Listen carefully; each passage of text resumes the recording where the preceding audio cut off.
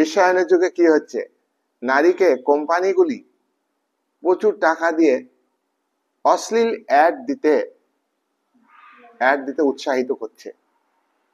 আর অনেক নারী তার পরিবারের অভাবের কারণে, আর্থিক অভাব অনটনের কারণে সে বাধ্য হচ্ছে ওই ধরনের অশ্লীল অ্যাড দিয়ে টাকা রোজগার করতে।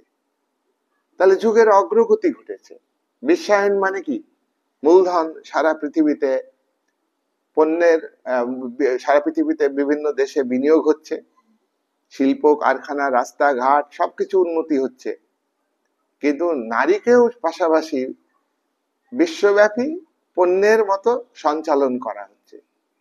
আজকে নারী দর্শন শুধু নয়, নারীকে পাচার করা হচ্ছে, পণ্যের মতো বিক্রি করে দেওয়া হচ্ছে, এবং তার মালিকানা সমাজের যারা রাজনৈতিক প্রভাবশালী এবং সমাজে যারা অর্থবান তারাই। সুতরাং নারীবাদী আন্দোলন একটা বড় সমস্যার সম্মুখীন হয়ে দাঁড়িয়েছে, তবু নারীবাদীরা আন্দোলন করে যাবে।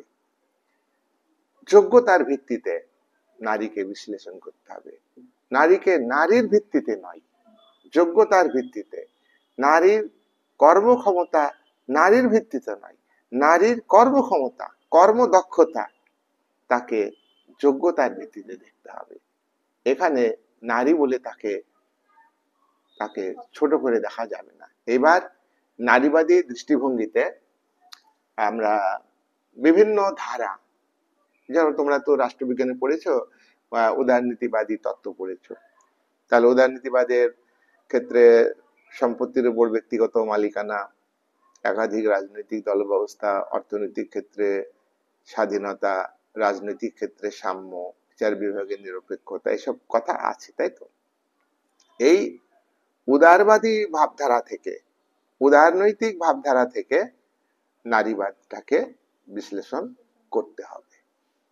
বিভিন্ন ধারা রয়েছে, আমরা 8টা ধারা এখানে আলোচনা করব নারীবাদী দৃষ্টিভঙ্গি দিয়ে নারীদের কিভাবে বিশ্লেষণ করেছে এক একটা দৃষ্টিভঙ্গি।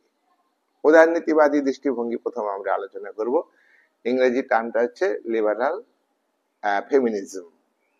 নারীবাদ হচ্ছে ইংরেজিটা ফেমিনিজম হয়েছে।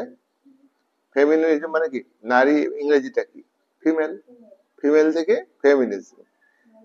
দেখো, সাবেকি উদারনীতিবাদ অনুযায়ী